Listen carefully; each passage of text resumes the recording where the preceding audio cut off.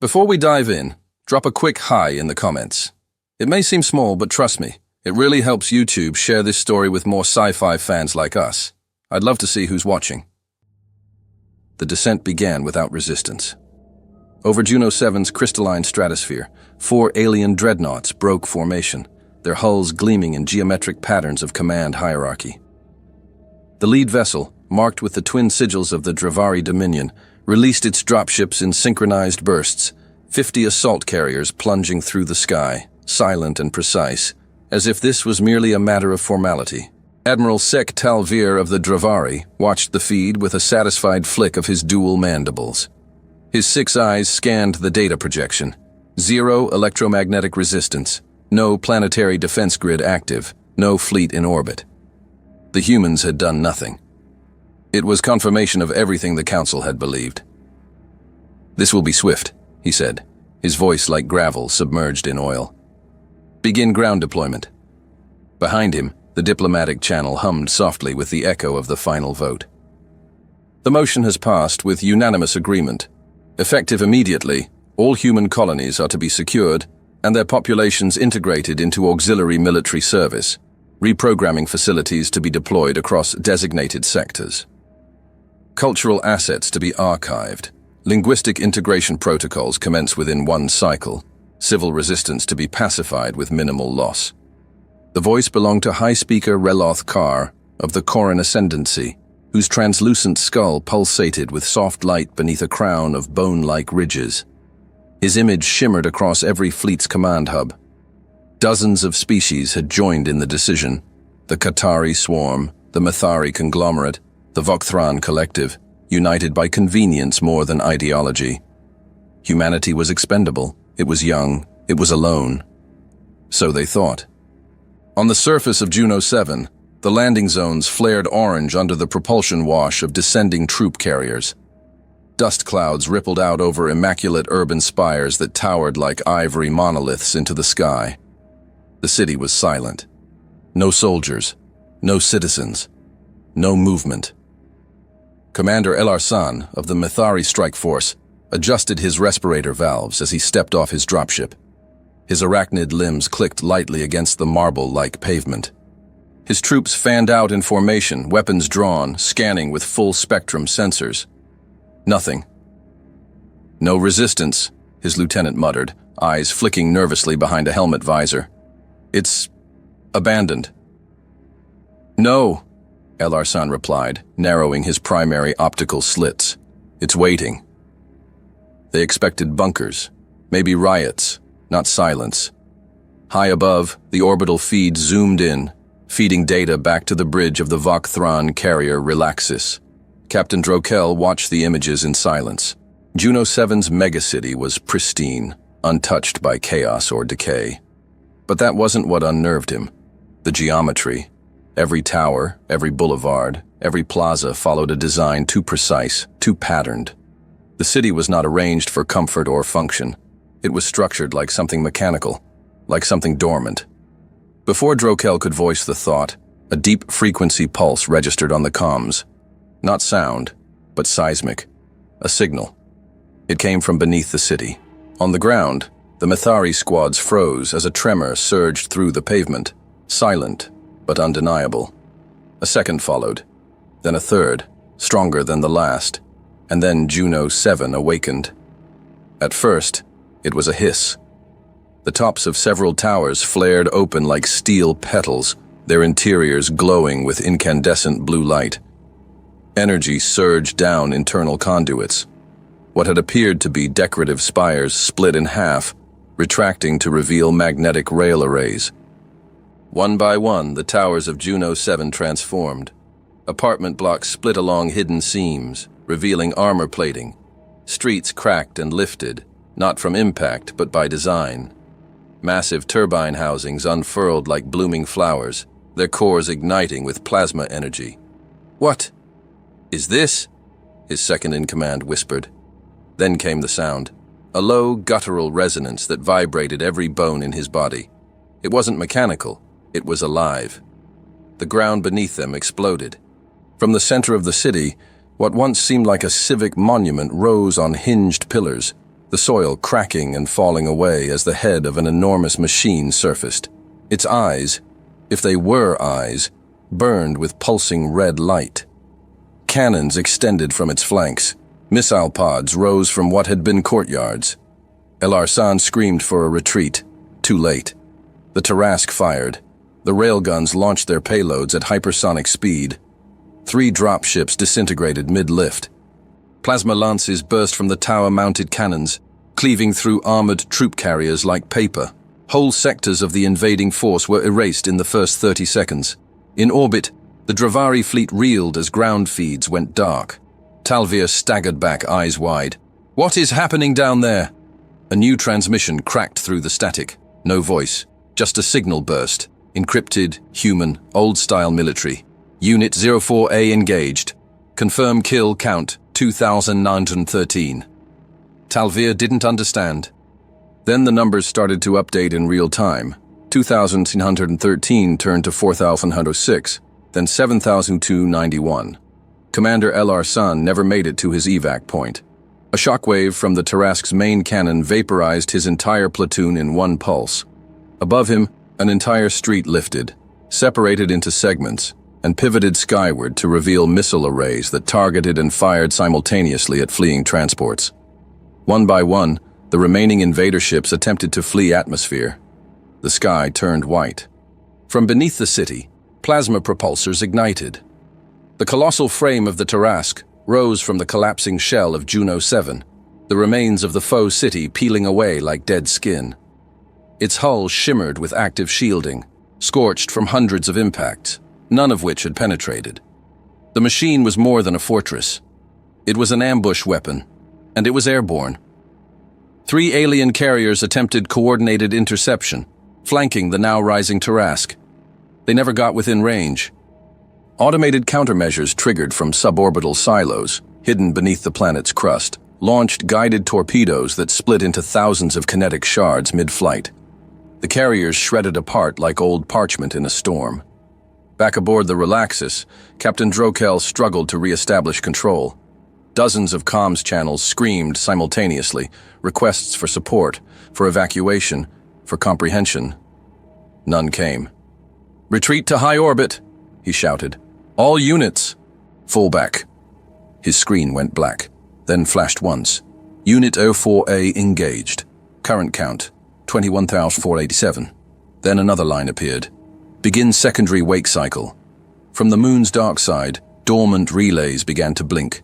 Just 2, then 3, as silent forms stirred beneath the regolith. Talvir had seen enough wars to know what was happening. This wasn't retaliation. It was preparation. The humans had not just built defenses. They had built traps. And now the traps were springing shut. As the remnants of the alien fleets tried to withdraw, their comms went dead. Jamming fields bloomed across the sector, cutting off navigation relays. Escape trajectories were corrupted. Some ships turned in circles, others collided in chaos. A handful tried blind jumps, only to emerge inside asteroid fields or into carefully laid mine webs. Below them, Juno 7 no longer resembled a city. It was a weapon, a lie forged in architecture, a ghost made of steel. And it was only the beginning. The signal from Juno 7 hadn't stopped echoing through the galactic relays when the next wave began.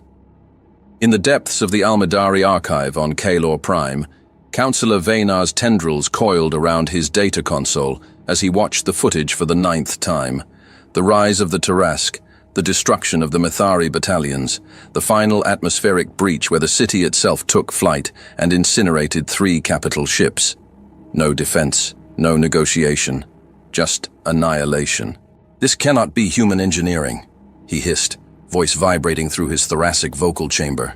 His aide, a smaller creature of the same species, hesitated before speaking.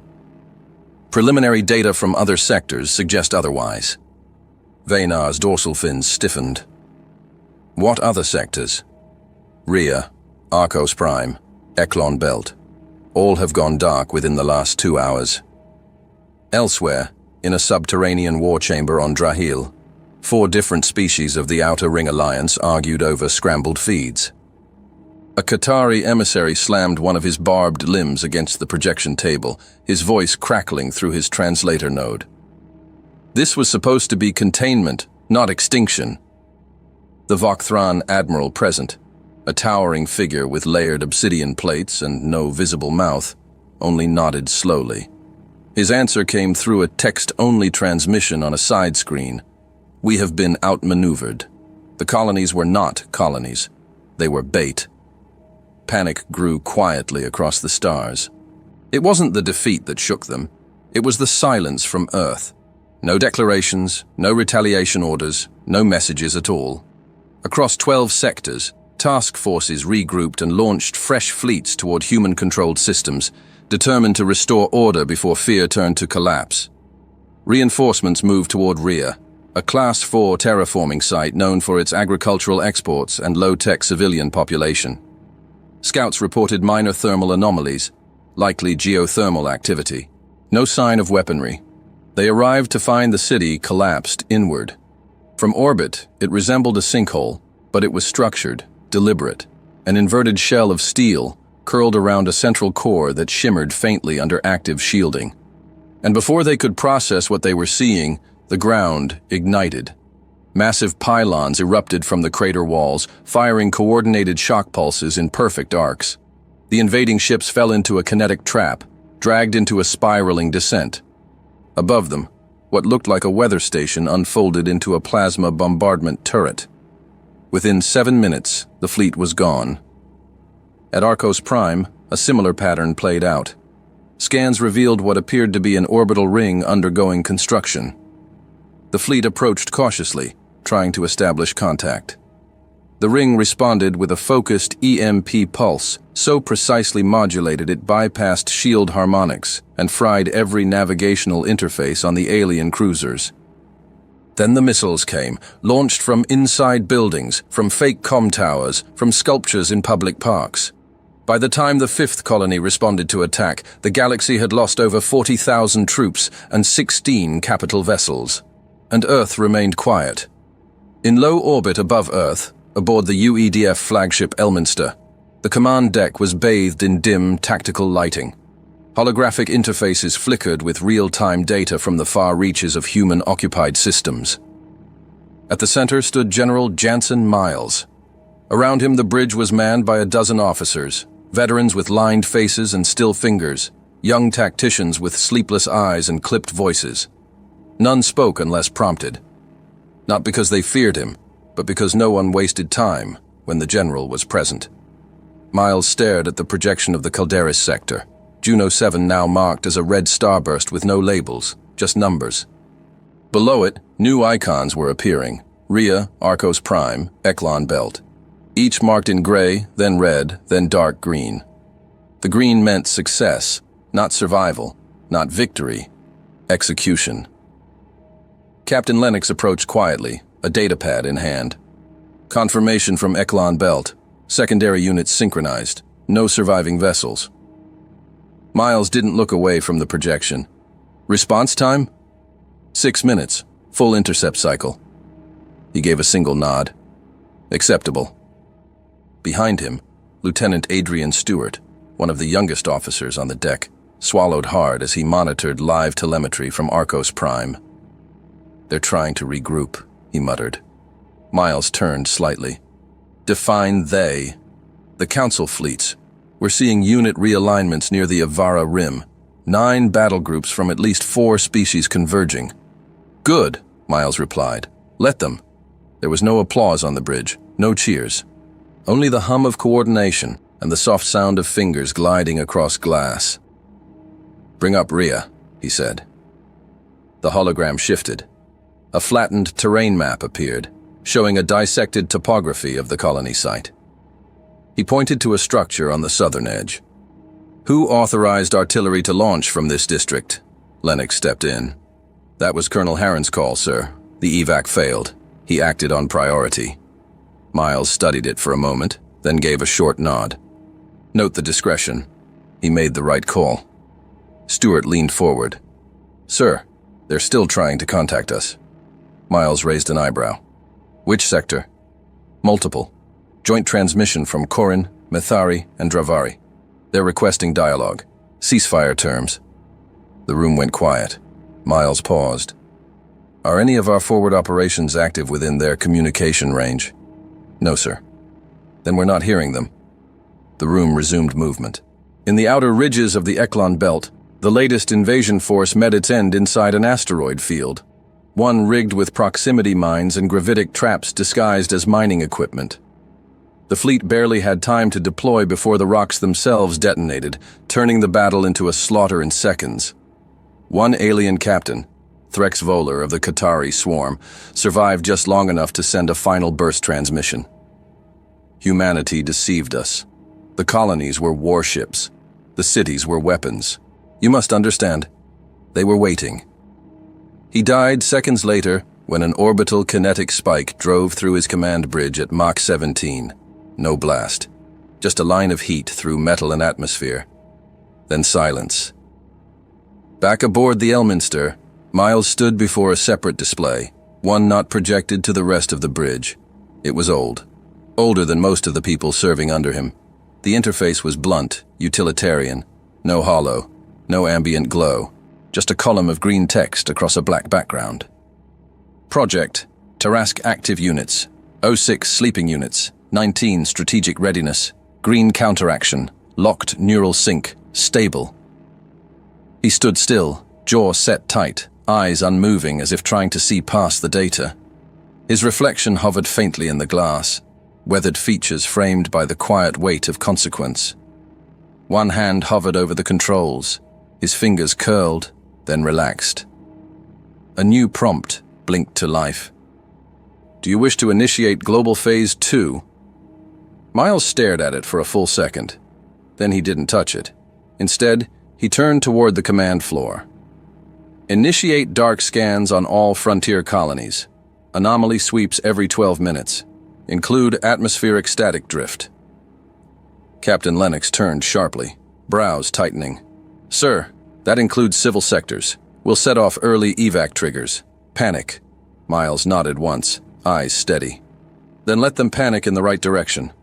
Across the bridge, a few glances exchanged silently. Stewart looked up from his console, his mouth pressed thin.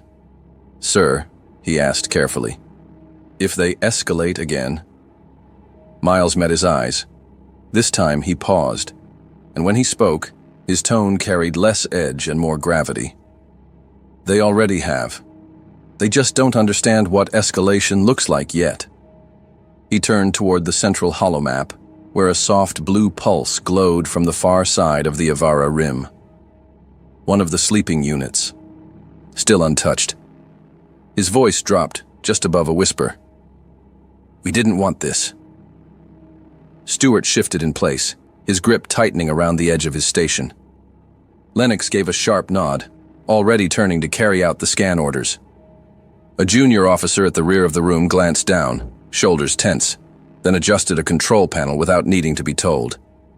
They chose this path, Miles continued, louder now, but we chose to be ready. He walked back to the center of the bridge, stopped, turned. No broadcasts, no threats, no demands. Let them fill in the silence themselves.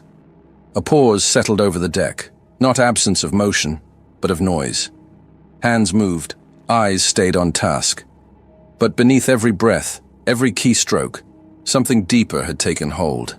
Conviction, quiet, unshakable and shared.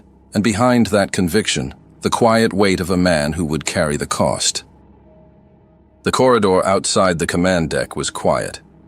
General Miles stood alone, one hand resting on the metal frame of a viewport that overlooked the Earth's upper atmosphere. Below him, continents turned slowly beneath veils of cloud. His reflection was faint in the glass, creased brow, tired eyes, the edge of his uniform collar pressed sharp against his neck. He hadn't slept, not since Calderis, not since the cities screamed and the stars went quiet. He watched the slow arc of the planet, the shape of it. Home. Then his eyes shifted to the data slate in his other hand, where a silent alert blinked at the bottom of the screen. Tarask, U-07, full sync confirmed. Miles gave a final glance, then turned and walked back inside. 7 years earlier, in an underground facility beneath the Antarctic ice array, the temperature inside the briefing dome was near freezing. Steam curled from coffee cups left forgotten on the table. 12 men sat in a rough semicircle facing a projection wall of schematics. No colors, no animations. Just black and white, wireframes, components, nodes. At the center, a skeletal structure of something massive, part city, part machine, all weapon. General Miles stood at the head of the table. He was leaner then, sharper, his hair not yet gray. He pointed toward a cluster of lines near the center of the diagram. "That's where the spinal shield array integrates with the plasma vents," he said. "It cannot be surface-mounted. I don't care what the orbital engineers say." A man beside him, Dr. Nolan Fuchs, one of the lead systems architects, leaned forward, adjusting his glasses with a tremble he tried to hide. "Sir, if we submerge that array beneath the venting towers, we lose 90 seconds of defensive activation during liftoff." Miles didn't flinch. "Then we design the towers to fire while buried. We don't get second chances. These won't be warships. They'll be cities. Their delay is our defeat." At the rear of the room, Admiral Pierce, the oldest man present, cleared his throat.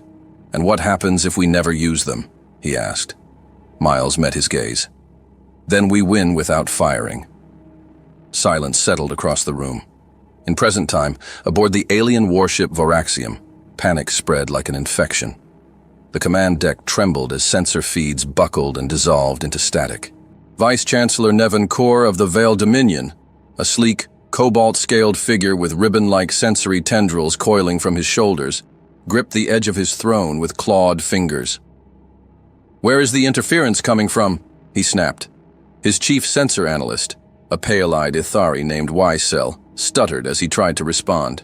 Not from space, from within. Sir, it's recursive. They're in our own systems." A second later, a high-pitched whine pierced the deck. The lights dimmed, flared red, and the Voraxium's primary viewport went dark. The fleet outside had stopped moving. Or rather, they moved, but erratically. Cruisers spun mid-axis. Frigates drifted into each other. Fire control systems ignited at random. Then one of them opened fire on another.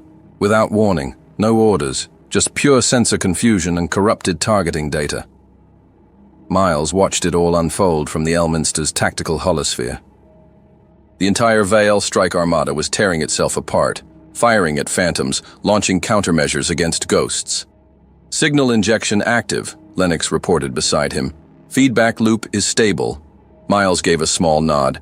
"Maintain it until collapse." Another feed opened on the interface, this one from orbit above Heraxis, a neutral trade hub in the inner reach. A Vokthron destroyer had begun launching warheads toward its own support carriers. The image cut out with a burst of static. Back in the past, in a subterranean testing site in northern Nevada, the first prototype of the energy inversion tower went active. It didn't fire, it reflected. A drone cruiser built from salvaged Mathari hull plates opened fire with standard plasma lances. The moment the beams struck the tower's inertial walls, they curved, caught in a spherical inversion lattice, and launched back toward the drone, cutting it in half. Miles stood behind the reinforced viewport with Dr. Fuchs and Chief Engineer Al-Masri, expression unreadable. He simply nodded. "That's one." Beside him, Fuchs rubbed his hands together for warmth. That beam wasn't just mirrored, it was amplified. Al-Masri, a quiet man with a data implant that blinked against his temple, added without looking up. "Energy conservation via redirection, not a shield, a weaponized refraction dome." Miles folded his arms. "Make it smaller. Civilian rooftops, utility towers, minaret spires. If it looks like a gun, they'll know." Fuchs lowered his coffee without drinking. Al-Masri blinked once, then looked away from the viewport. Admiral Pierce leaned back, arms crossed, jaw set tight, like he'd seen too much to argue but not enough to agree. Outside, snow drifted silently against the reinforced dome. Cold, quiet, calculated. 7 years later, the silence would return. But this time, it would scream. Now, Across dozens of star systems, the effect was the same. Transmissions flooded the interstellar network in bursts of panic. "We are under attack. No, our own systems are locking us out. They've inverted our command lattice. We can't see, can't target. Initiate fallback. All units, initiate fallback. We're losing control of navigation. Something's overriding. Targeting arrays are live, firing on friendlies. We can't shut it down." They came in every language, each message clipped by static or overridden by foreign code. In the orbital council station of Vagar Kai, a massive spire above the capital moon of the Dravari core, Councillor Yeltharn smashed his staff into the command dais. "I want evacuation transports launched from every level," he shouted. His staff hesitated. The Dravari, tall and rigid with bioluminescent gill crests, were not known for emotion. But Yeltharn's voice cracked. An aide stepped forward, voice trembling. "Sir, the port relays are offline. We cannot initiate departure cycles. The traffic grid." Then a shadow passed outside the viewport. 3 ships, matte black with no insignias, no heat signature, no comm broadcast. They hovered in silence. Yeltharn's voice turned brittle. "Are those human? We didn't detect them. We didn't even see them." No answer came, but the sky above the station filled with targeting lines, and the transports that did manage to launch were torn from orbit before clearing the moon's gravity well. On the Elminster, Lieutenant Stewart flinched as a new signal hit his console. "Sir, we've got confirmed evacuation attempts out of Dravari Central Command." Miles leaned over slightly. "Status? Blocked. We caught them mid-lift, scrambled their nav data before they broke orbit. Losses? High." Miles didn't move, but his jaw tensed. He didn't celebrate. He looked down at the holomap, then touched a control node. "Patch in the current traffic of the Centa corridor. Let's see who's next to run." The projection zoomed, dozens of movement vectors, not military formations, civilian mass. Lennox frowned. "Refugee flight." "They'll try to cover it as diplomatic movement," Miles replied. "But we've seen this before. They'll send officials on one channel and families on another. Confuse our optics, stretch our reach." "Sir, some of those ships have children aboard." Miles didn't answer at first. His fingers tapped once on the holotable, then again, slower. Finally, they curled into a fist. "I know," he said. His voice wasn't cold, just final. Then he looked up, voice steadier. "And I know exactly which species lined up to vote us out of existence while shaking hands over trade agreements." He stepped forward, addressing the room more openly now, his tone still controlled, but clear. "This isn't about cruelty. It's about message. Every fleet that watches those ships run will remember what silence looks like, what patience becomes when it runs out." The silence that followed wasn't uncertain. It was listening. Miles studied the movement vectors a second longer, then turned back to Lennox. "Deploy silent orbitals near the outer moons. I want full sensor resolution, but no engagement unless fired upon. If they run, let them. If they lie, expose them. If they shoot..." He let the rest hang in the air, then finished it. "Make sure they don't get a second shot." He gave Stewart a glance, not cold, but weighted. "We're not here to be feared. We're here to be understood, and they'll understand what preparedness looks like." Outside the bridge viewport, another Tarask came online.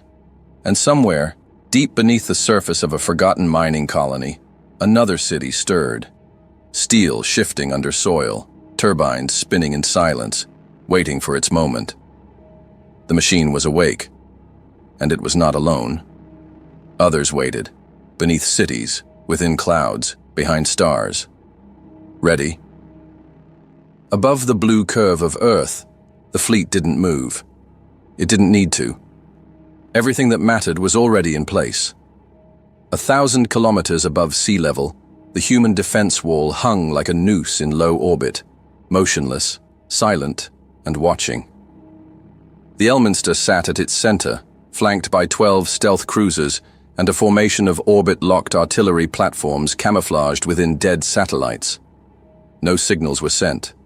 No engines burned. No lights blinked. And no alien vessel dared approach. The galactic comm grid had gone from panic to paralysis. 37 systems broadcasted open inquiries. 19 sent formal appeals for negotiation. 11 dispatched ceasefire terms into the void. The humans answered none of them. In the bridge of the Elminster, General Miles stood with his arms crossed, eyes fixed on a massive sphere of orbital telemetry projected across the war table. Each ring represented a different tier of planetary defense. They pulsed slowly, deep red, steady, and untouched. "Status of the perimeter," he said. Captain Lennox answered crisply. "Anomaly sweep clear. Ring 0 is locked. All 6 geosynchronous positions report clean. Thermals? Nothing but drifting junk and probe shadows." Miles nodded once. "Good." He turned to Stewart, who was hunched over a console on the far side of the bridge. "Updates from the dead zones?" Stewart tapped a few keys. Tarask U-12 confirmed silent lockout across Kalthus Reach. No vessel has entered within 5 AUs in the last 9 hours. Miles didn't speak immediately. He studied the telemetry as if waiting for it to betray him. Nothing came. Stillness. Not peace. Something colder. In the citadel of Primal Accord, capital station of the Threx Coalition, panic was no longer whispered. It was screamed. High Magistrate Crojdel, a serpentine being with segmented bone ridges and phosphorescent veins, stood hunched in his command chamber, gills fluttering with visible distress.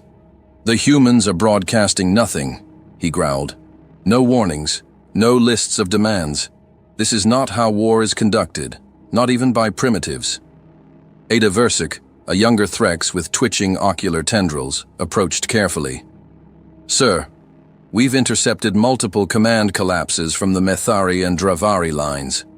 They don't know who is still in control." Crojdel turned toward the feed.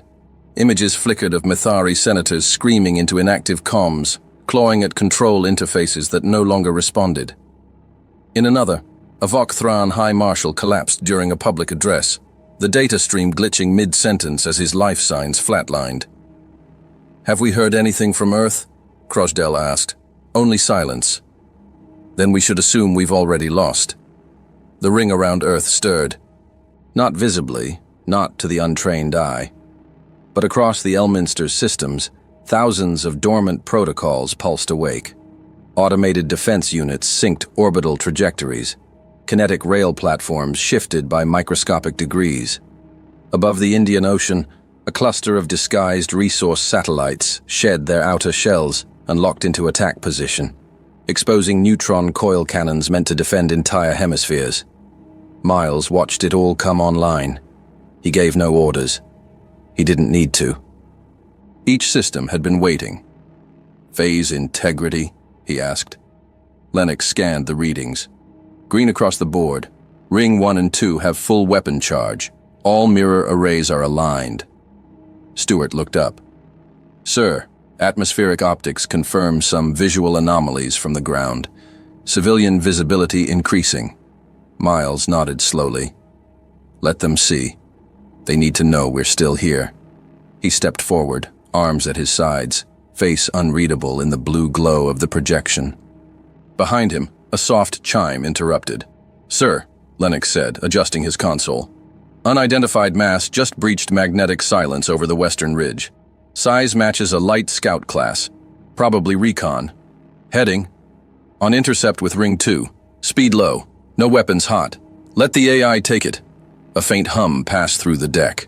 In orbit, high above the Pacific, the scout ship passed the threshold of Earth's magnetosphere. It disappeared. Inside a concealed node of Ring 2, the Autonomous Defense Intelligence, Cicada 4, tagged the vessel, mapped its interior, identified 3 occupants, and disabled all electronic functions in under 4 seconds. 1 second later, its propulsion ignited in reverse, dragging the vessel to a controlled halt just shy of the second ring. Back on the Elminster, a new feed opened. 3 alien infiltrators, species, Gahari, slim and multi-jointed with chlorophyll skin and cranial implants, sat frozen inside their vessel as hard light clamps secured their limbs. No movement, no chance to escape. Cicada displayed their entire infiltration protocol line by line, hacked and decrypted in real time. Stewart blinked at the screen. They thought they'd make it past that? They were never meant to survive, Miles said. They were meant to test us, or scare us. And now, Miles gave a faint shake of his head. Now they're part of the silence. The silence deepened. On the Mathari capital moon of Lox Varen, live broadcasts began to show fractures. Anchor feeds stuttered midstream. Government panels blinked out mid-session.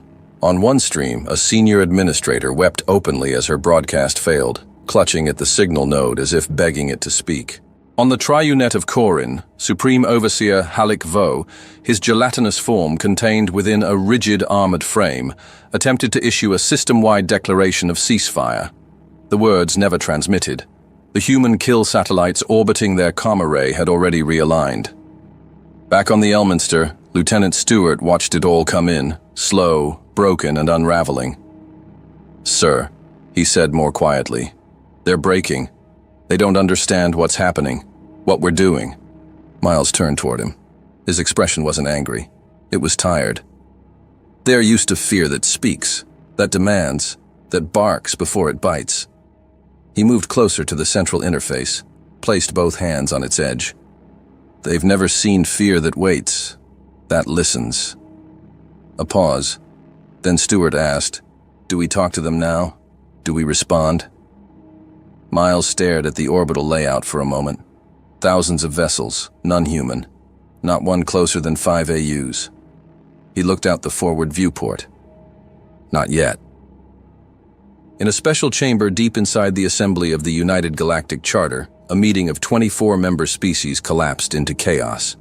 Holograms flickered in and out as representatives shouted over each other. Security drones buzzed overhead, trying to maintain order. Counselor Sorn Vel, a pale-skinned humanoid with translucent blood channels glowing along his temple, slammed both hands onto the table. "They have not made a single demand. We don't even know what they want." "Then ask them," someone shouted. "We tried."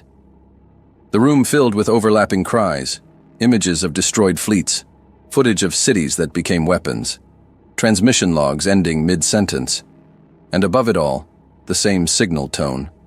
Repeating, unchanged, cold, a single word, synchronized, then nothing. No demands, no war declarations, no response, just Earth, still rotating, still silent, still waiting, and not one of them ready for what comes next. 42 minutes after the last signal from the Galactic Charter fell silent, the sky over Varlin turned red. Orbital traffic continued in routine patterns. Military patrols on looped surveillance paths, civilian transports navigating strictly regulated corridors between the moon and the planet's equatorial launch rings. Varlan's defense grid, an intricate lattice of surface-to-space rail batteries and orbital autocannons, remained in idle status. The war hadn't come here yet. They thought it wouldn't, until 3 Tarasques dropped from void space. They didn't broadcast warnings. They didn't request surrender. They emerged in tight formation, black, silent, engines cold, and opened fire. From the central dome of the Varlan War Command Bastion, High General Dromus, Ven stood frozen, eyes wide, as his feed burst into a collage of explosions. "Confirm identity," he barked. "Whose ships are those?" The answer came not from his officers, but from the live feed overhead. One Tarasque, orbiting inverted above the northern hemisphere, folded open a shell of modular plating to expose 8 heavy plasma lances. They lit up the upper atmosphere with coordinated fire, tearing through the orbital gun grid in synchronized bursts. A moment later, Ven's chief analyst gasped, "Human. Confirmed. All 3. The war room fell into chaos. "Redirect planetary shield generators. Get the moon batteries online, now." They bypassed orbital detection. How? "They were already here," someone muttered. Outside, one of the Tarasques banked low. It didn't behave like a ship. It twisted in flight like a living thing, its outer plates shifting form, revealing launch cavities hidden beneath fake sensor clusters. It dropped kinetic spears onto the southern military district, breaching the underground hangars that stored most of Varlan's deep assault carriers. Ven took a step forward, then another, and then the feed went to static. He never made it to the console. In the orbital outpost above Kalor's southern arc, General Arash Volk paced in front of a translucent command array. His tusked face was tense, eyes locked on the incoming transmission from the planet below. "We've located the refugee camp," his operations officer reported. 137 human signatures, mostly non-combatants. Local terrain confirms it's a former agricultural depot. No defenses. Volk narrowed his gaze. "Escort 2 strike wings. Non-lethal suppression. Capture, not kill." A younger officer hesitated. "Sir, should we really be focusing on this? With everything happening across the sectors?" Volk didn't look back. "We can't allow human assets to regroup. That camp is bait for something worse. We secure it. We control the narrative." The wings launched. 5 minutes later, every sensor on the Kalor orbital screen went blind. The fleet dropped into visual-only tracking. Below, the depot lit up, not from explosions, but from gravitational spikes. Readings made no sense. Pull vectors reversed, mass readings destabilized, telemetry corrupted. Then came the rupture. A localized spacefold detonated just beneath the soil, artificially generated, directed inward. A miniature black hole bloomed at the center of the camp. Volk's heart stopped. Pull them back. Pull them back now. Too late. One by one, the ships began to bend toward the growing singularity. Frigates twisted out of alignment, their own inertia dragging them into the vortex. A capital-class cruiser tried to burn retrograde, but the field tore it apart mid-spin. There were no screams in the transmission, just system failures. One by one, the fleet vanished into the void. On the Elminster, the room was silent. General Miles stood at the observation ring, watching the chaos in Kalor's orbit unfold on a split screen, left side for optical feed, right side for telemetry overlays. Captain Lennox approached, voice low. "Varlan's defense net collapsed in 38 minutes. The last station detonated under its own reactors." Miles didn't speak at first. He closed his eyes briefly, as if trying to absorb the weight of the words rather than react to them. When he opened them again, his voice was quiet. "Understood." Lennox hesitated. Kalor confirmed. Singularity weapon deployed. 16 ships gone. No survivors. Miles nodded, his hands clasped behind his back. "I saw." Behind him, Lieutenant Stewart leaned forward, careful, tentative. "Sir, we've neutralized their strongest systems. The rest will scatter. Should we stand them down?" Miles turned slowly. His eyes carried no triumph, only fatigue, and something deeper. "They voted together," he said, not with anger, but with effort. "They gave this shape its beginning. We are giving it its end." Stewart's tone softened. "But sir, some of their officers are calling for surrender.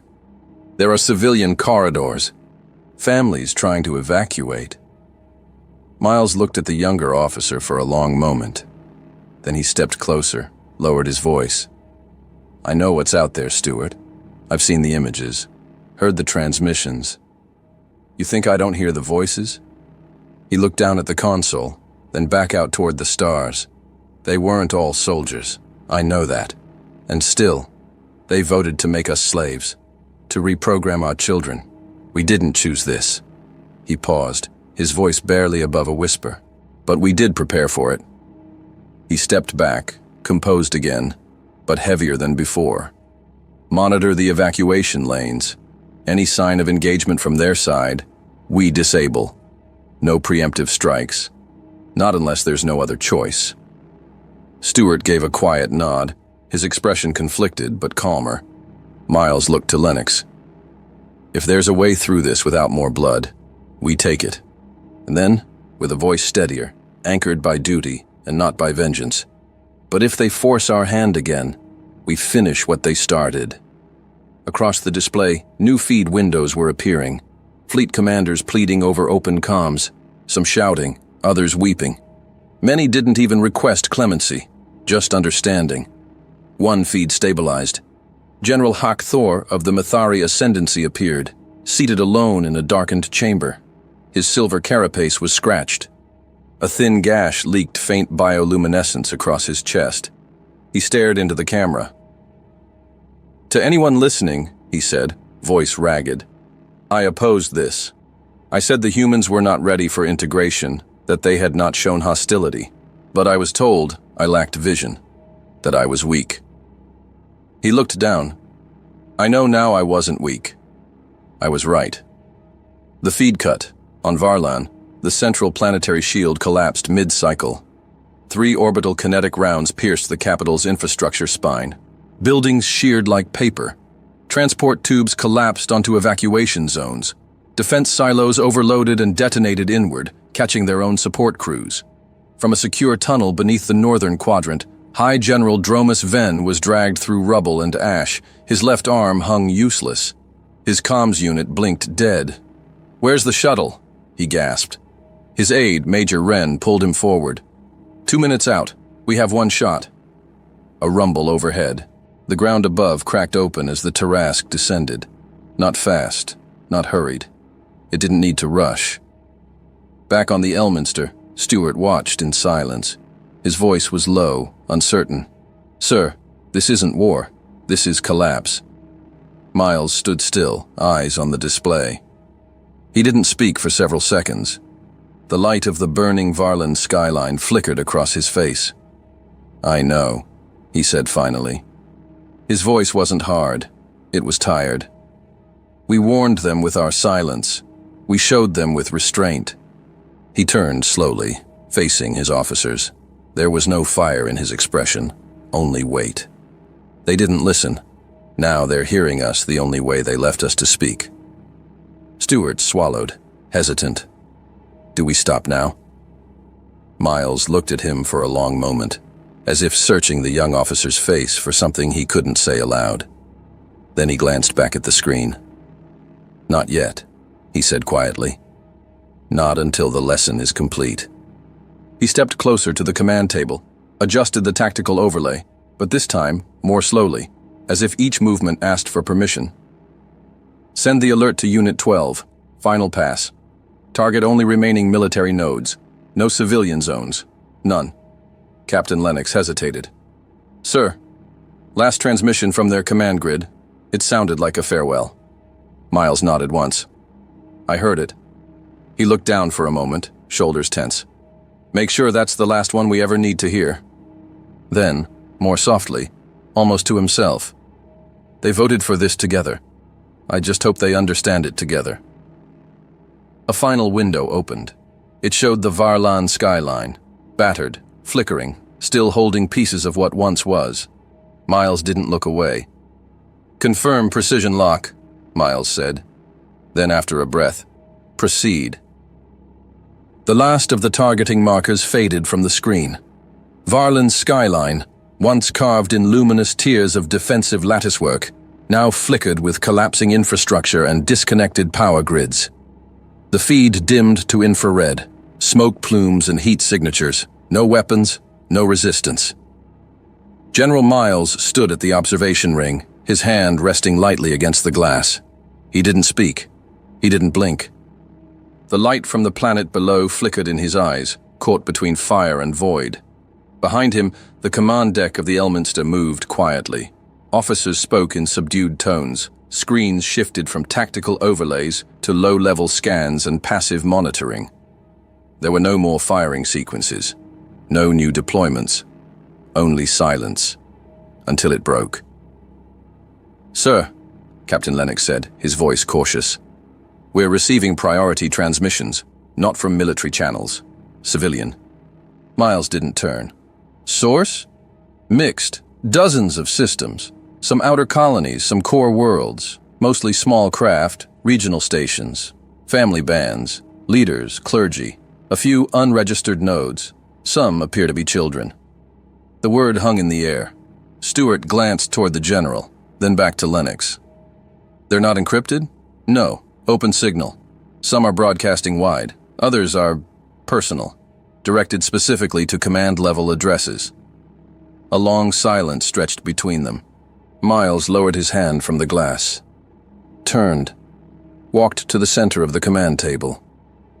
"Put them on rotation," he said quietly. "One channel at a time." The first message clicked to life, a grainy visual feed. A Vokthron elder, wrinkled, missing one of his ocular lenses, sat in a dim chamber, his voice breaking. "My sons served. I didn't want them to. I begged the council. They told us humanity would surrender, that you had no will to fight. I was wrong.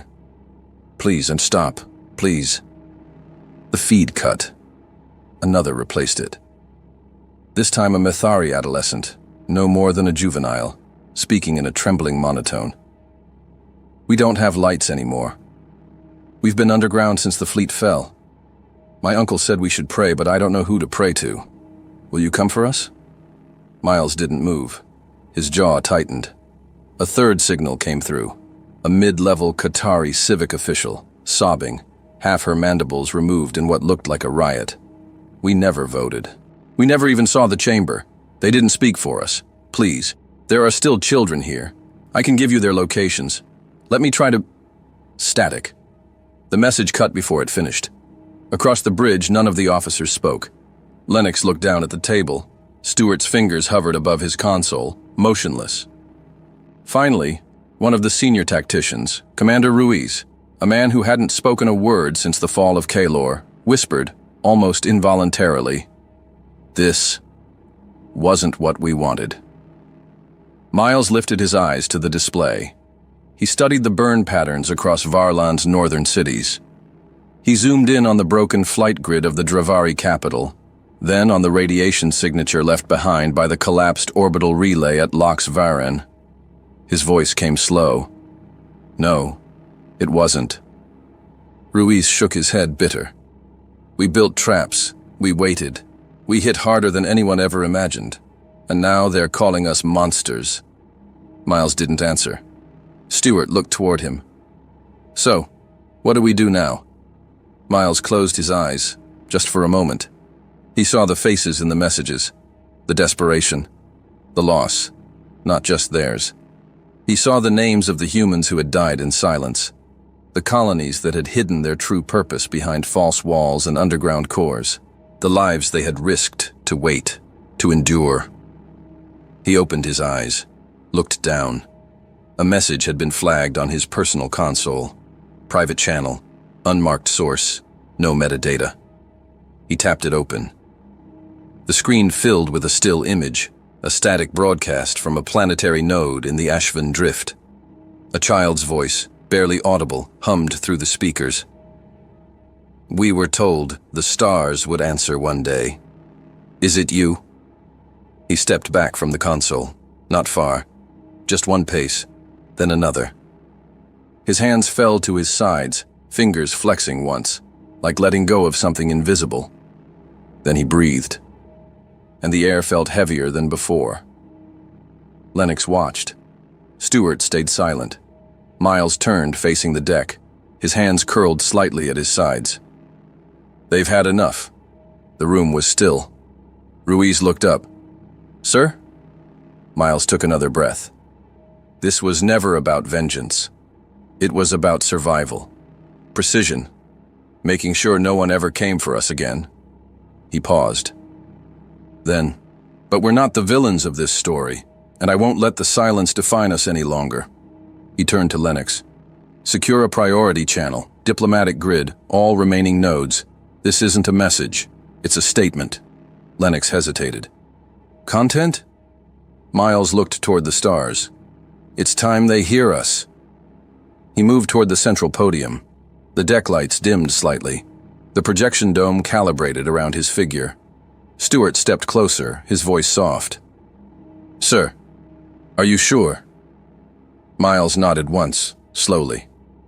"We didn't start this war, Lieutenant, but we'll be the ones to end it." He straightened his jacket. Let the silence breathe one last time. "Let's make sure they never forget." And then, with steady hands and tired eyes, General Jansen Miles broke the silence. The room was sealed. Inside the Elminster's primary broadcast chamber, time felt suspended. The walls, obsidian black composites lined with sensor filaments, seemed to pull sound out of the air. No hum of reactors, no idle chatter, just silence. Waiting.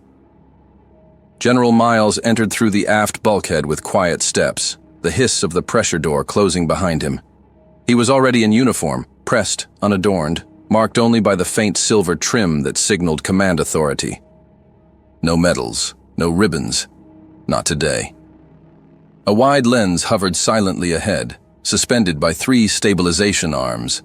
Dozens of micro-actuators shifted as it adjusted to his presence. Above the lens, a red light remained dark. Not live. Not yet. Across the chamber, recessed screens came to life in slow succession. Tactical footage, planetary surveillance, debris fields, abandoned corridors, dozens of systems, dozens of ruins, quiet images stitched together into a mosaic of consequence. None of it looped. It didn't need to. Captain Lennox stood behind the soundproof glass of the operations deck.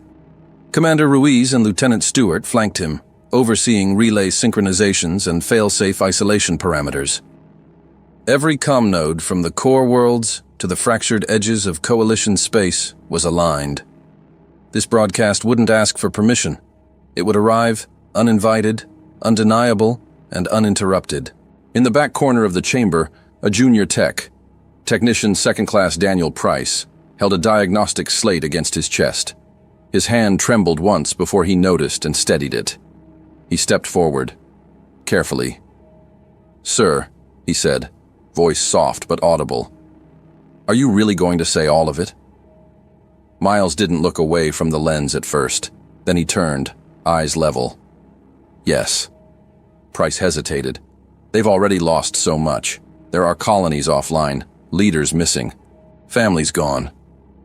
"We lost them too," Miles said. "Ours just didn't make the broadcasts." His voice was calm. Tired, but calm. "No species chooses chains," he said. "We didn't, and no one else should be asked to." Price nodded once, though his face remained tight. "It's just, there's a lot of pain out there, sir. I don't think they expected to lose so much." Miles looked at him, his eyes firm but not unkind. "Neither did we." The tech gave a nod, then backed away, disappearing into the shadows near the rear console. Miles approached the podium. It was a circular platform raised by 3 steps, its edges lined with proximity triggers and biometric locks. As he stepped into position, the chamber lights adjusted. Cool white, no shadows, no color correction. Only clarity. A stillness settled across the room. Ruiz's voice came through the speaker grill, measured and quiet. Transmission grid synchronized. 63 primary systems aligned. Secondary waveforms prepped. Feed will override all channels, civilian, military. It's the only voice they'll hear. "Confirmation code?" Miles asked. "Echo Delta 39, Lennox replied. Miles nodded once. "Proceed." A low harmonic tone pulsed once through the floor, barely perceptible, except for the way it made the lights hum for a fraction of a second. Stewart adjusted a side control, scanning signal integrity. "We're ready on your command." Miles didn't answer immediately. His eyes drifted upward, toward the nearest projection wall. It had shifted.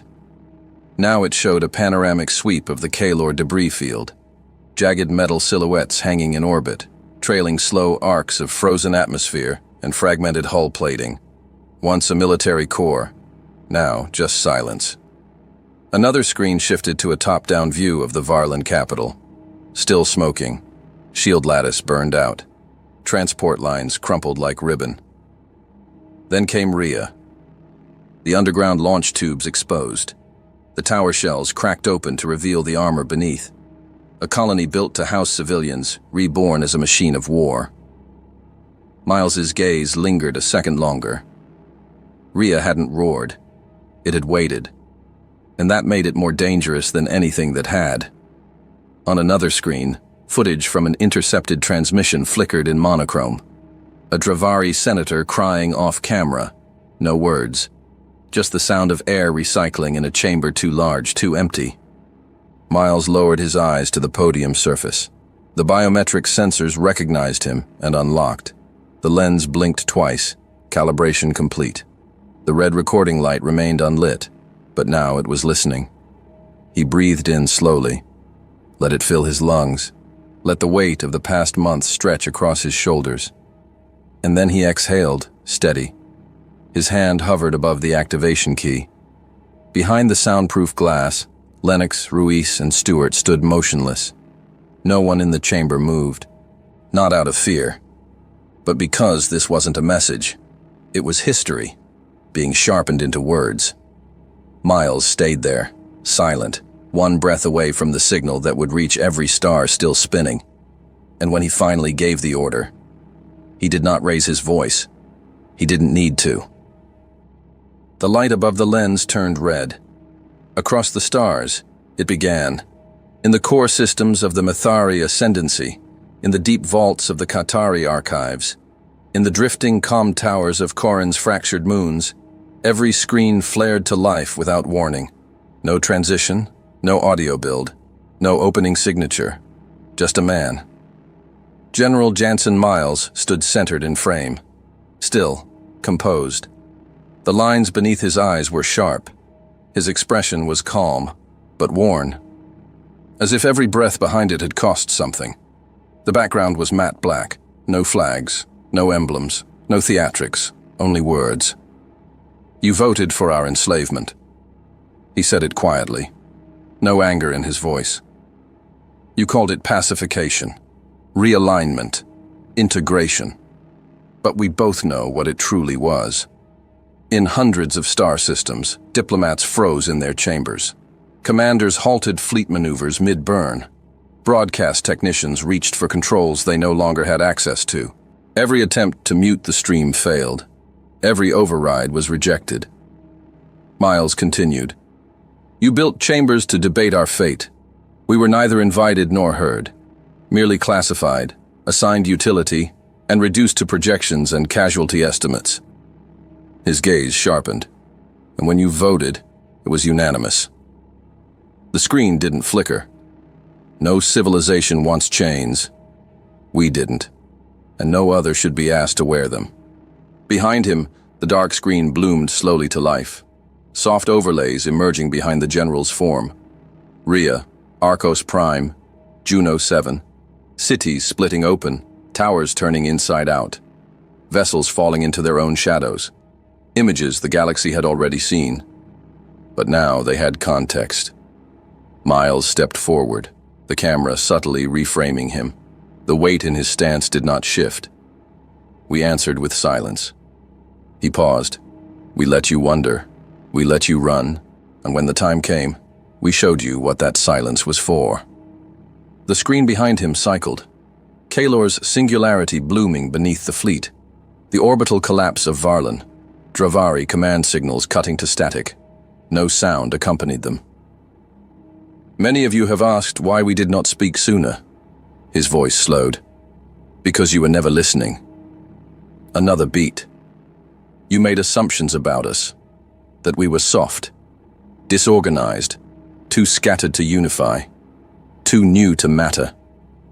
You mistook our patience for weakness, our diplomacy for desperation. A pause. You mistook our silence for consent. The screen cut to black behind him. Only his face remained. We were quiet because we were building, preparing, so that when the time came, we would not ask for permission to survive. In dozens of war rooms, men stared at the transmission and said nothing. Across a dozen fractured fleets, signals paused mid-command. In one, a senior Mithari strategist wept without sound. I've seen your messages, Miles said, from civilians, from children, from those who didn't know the vote was cast. We heard them, all of them. His expression did not soften, but it does not change what was done. Then came the final shift. He leaned forward, not to threaten, but to be heard. So the next time you raise your hand in judgment over another people, remember what that cost you. Remember what came when you believed the youngest species in the stars would never stand. He stood upright again. The red light above the lens began to fade. This is not a warning. His voice was firm now, unflinching. It is a memory. The screen went dark. Across the galaxy, silence fell again. But now, it had meaning. Far beyond the reach of the core sectors, near the edge of the Carville Drift, one of the last remaining coalition fleets moved through dark space. They ran cold, no beacons, no comms. 31 ships, 6 species, patched together under a fragmented command structure led by Admiral Rev Telbor of the Vokthran. Telbor stood in the command bay of the Ravoon's Edge, his tall frame partially hidden beneath a long mantle of armor plates and sensory rigging. His 4 eyes blinked out of sync. The silence around him was heavy. The broadcast had played only minutes ago. No one spoke since. "Status?" he finally asked. His first officer, a slender Qatari named Vek, kept his voice low. "Our path to the fringe relay is blocked. Deep scan just confirmed 3 new heat signatures at the edge of the vector." Telbor's mandibles clicked. "Human?" "Yes, sir." On the holoscreen, 3 blips hung like sharpened blades in the void. No energy readings, no approach velocity, just mass, perfectly still, Tarrasques. The Edge's comms officer swallowed. "They haven't moved." "They don't need to," Telbor replied. The deck fell silent again. Then the bridge lights dimmed, voluntarily. The crew began powering down systems, one station at a time. Shields lowered, weapons safeties engaged, propulsion halted. A gesture, quiet and complete. Not surrender by protocol, surrender by choice. Telbor stepped to the center console, his eyes still on the motionless shapes ahead. "Deactivate main reactors," he said. Vek turned. "Sir? We're not going to run, not anymore." He looked to the crew. "All systems dark. Set beacons to passive mode. Signal nothing." Around him, the ship obeyed. One by one, the remaining vessels in the fleet followed. Power signatures faded, thruster trails cooled, turret mounts folded inward, lights dimmed. The fleet went still. Across the void, the Tarrasques remained in place, silent, watching, and did nothing. On the Elminster, the lights in the transmission room faded back to standby. The lens above the podium powered down. No one spoke. Not Lennox. Not Stewart. Not Ruiz. Not the techs at the walls. Miles stepped down from the platform without a word. He moved slowly. Not in defeat. In conclusion. In the silence that followed the most watched broadcast in the history of the stars, there were no cheers. Only breath and memory. The war was over, but the lesson would never be forgotten. Hey there, space human. I'm really curious about your thoughts on this video. Drop a quick comment and let me know what's on your mind. Or just say hi if you prefer. Either way, I'd love to hear from you. Oh, and one last thing. Every great soldier knows that to survive and become a hero, taking care of yourself is key. So before you go, check the pinned comment. Trust me, it's important. And I've chosen another video for you to watch. Just click the card here, or here if you want the whole playlist. See you there.